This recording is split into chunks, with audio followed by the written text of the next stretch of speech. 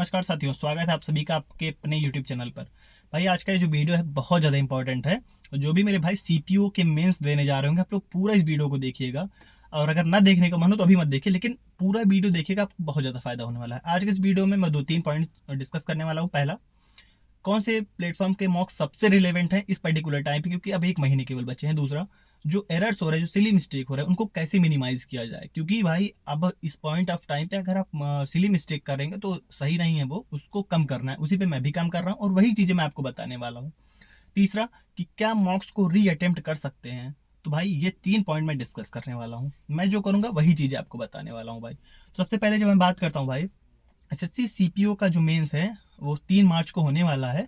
Already इतना ज़्यादा postpone हो चुका है। आप देखिए कि जून के महीने में आपके प्री का एग्जाम हुआ था और पोस्टपोन होते होते अब आगे पहुंच गई हैं चीज़ें मार्च में। 8 मार्च को मेंस होने वाला है भाई सीपीओ का।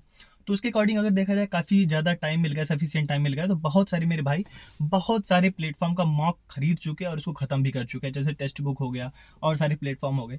तो आज की इस वीडियो में वही बताने वाला हूँ कि अब क्या किया जाए, कहाँ के मॉक अटेम्प्ट किए जाए, कौन से सबसे ज़्यादा रिलेवेंट है। उससे पहले जितने भी मेरे भाई अगर चैनल पर नए होंगे, सब्सक्राइब जरूर कर लीजिएगा, वीडियो को लाइक करिएगा। इसके अलावा कमेंट सेक्शन में पूरा वीडियो देखने के बाद अपनी राय जरूर लिखिएगा कि मैं सही चीज़ें बता रहा हूँ, क्योंकि मैं वही बता रहा हूँ जो मैं खुद कर रहा हूँ।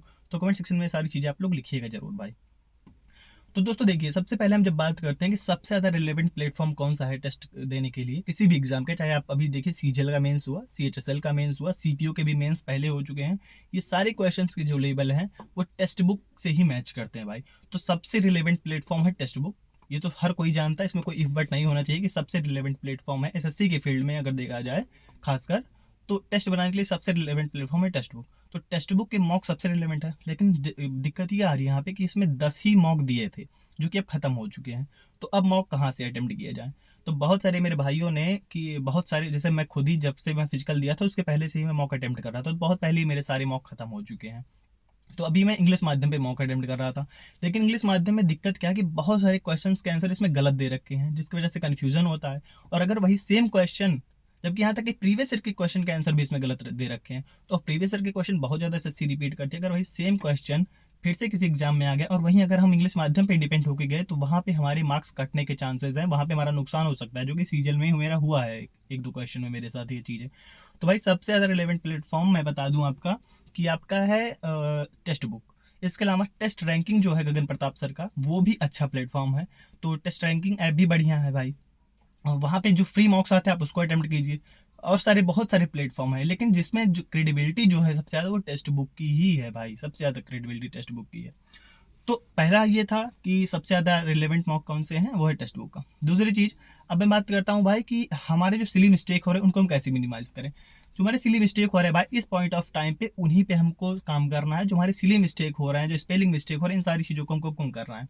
इसके लिए जरूरी है भाई कि जो भी मॉक टेस्ट हमने अटेम्प्ट किया है उसमें जो क्वेश्चन हमसे गलत हो रहा है, मान लीजिए कोई स्पेलिंग एरर आ गया जो हमने पहली बार देखा है, फिर मुझसे सिली मिस्टेक हुआ है, या फिर कोई वोकैब आ गया, कोई सिनोनिम एंटोनिम आ गया, कोई वन वर्ड आ गया जो हमने कभी पहले नहीं पढ़ा है, उन सारी चीज़ों को हम एक बार नोट डाउन कर लें कॉपी में।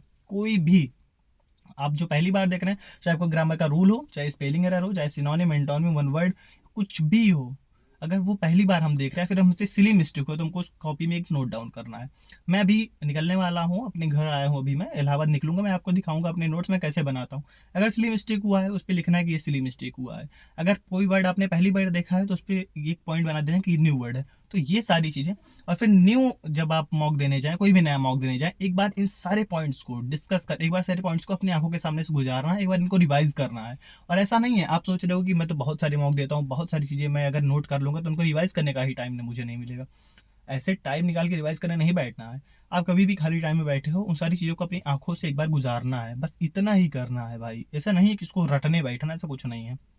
तो सिली मिस्टेक ऐसी चीज़ें हैं जो हमारे मार्क्स को 2-3 नंबर आसानी से वो माइनस कर देती हैं भाई। तो सिली मिस्टेक पे काम करना है, और सिली मिस्टेक को खत्म करने का तरीका यही है कि प्रीवियस ईयर के क्वेश्चन या फिर कोई भी क्वेश्चन ज़्यादा से ज़्यादा बार आपकी आंखों के सामने से गुजरे। उसके लिए ज़रूरी है कि आप मॉक को अटेम्प्ट करें, मॉक टेस्ट ज़्यादा से ज़्यादा अटेम्प्ट करें। अब मॉक टेस्ट खत्म हो चुके हैं तो हम बात करते हैं कि क्या मॉक को री अटेम्प्ट भी किया जा सकता है भाई। तो मैं खुद तो टेक्स्ट बुक के सारे मॉक को री अटेम्प्ट करूंगा, आप लोग करो या ना करो, लेकिन मैं तो सारे मॉक टेस्ट को अटेम्प्ट करने वाला हूँ। जो फुल मॉक टेस्ट हैं, 10 मॉक टेस्ट जो दिए हैं उसको मैं री अटेम्प्ट करूंगा, क्योंकि वो बहुत ज़्यादा अच्छे मॉक टेस्ट हैं। उनमें कहीं एरर नहीं है, सारे आंसर सही दे रखे हैं, सब कुछ अच्छा फॉर्मेट में, सब कुछ सारी चीज़ें हैं। तो मैं सारे टेस्ट को फिर से अटेम्प्ट करूंगा। और ऐसा नहीं कि मुझे सारे आंसर याद है, एक दो क्वेश्चन तो भाई हर किसी के दिमाग में रह जाता है क्योंकि प्रीवियस ईयर के क्वेश्चन रहते हैं, लेकिन यह है कि सारे क्वेश्चंस को मैं फिर से रीअटेम्प्ट करूंगा। मैंने आज 2-3-4 महीने पहले सारे मॉक टेस्ट अटेम्प्ट किए थे, तो उन सारे क्वेश्चंस को मैं फिर से रीअटेम्प्ट करूंगा। और अगर मेरे को कोई क्वेश्चन याद भी है तब भी कोई बुराई नहीं है यार, क्योंकि प्रीवियस ईयर के क्वेश्चन है, अगर वो हमारी आंखों के सामने से जितनी बार गुजरे रहेंगे उतना बढ़िया है भाई।